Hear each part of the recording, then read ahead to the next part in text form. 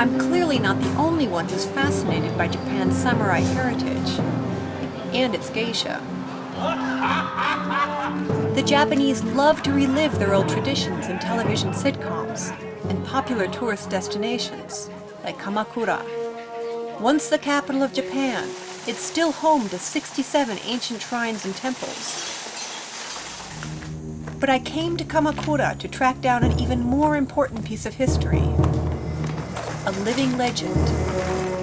He's a famous sword maker whose ancestors have been forging swords for over 800 years. His name is Masamune-san. Making a sword is such a sacred business that Masamune-san must first be ritually purified in a Shinto ceremony.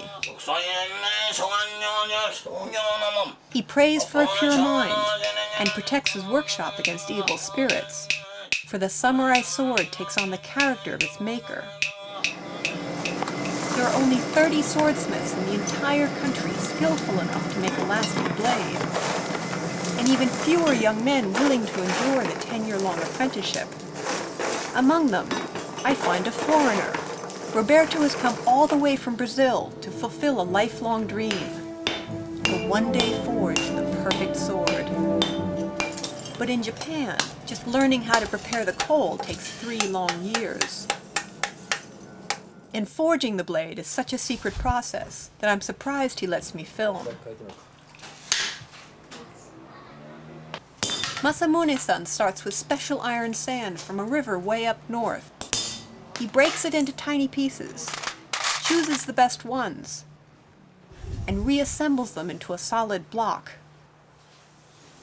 He then wraps it in an old scroll, which, he tells me, has no real meaning, but it does keep the pieces from falling out, and puts it in the fire. The machine is Masamune's only concession to modern times. He prefers the old ways and doesn't see the need for air conditioning, or safety shoes, or fireproof gloves. When he's finished, he adds a block of iron made from 100-year-old temple nails. The 2 layers are heated to just below their melting point and fused together into a single mass. The iron then has to be folded, hammered, and heated over and over for days. When he's finished, the sword will have over 1,000 microscopic layers and a texture like the grain of wood. But the real secret is what he puts inside. The harder steel is wrapped around a softer core.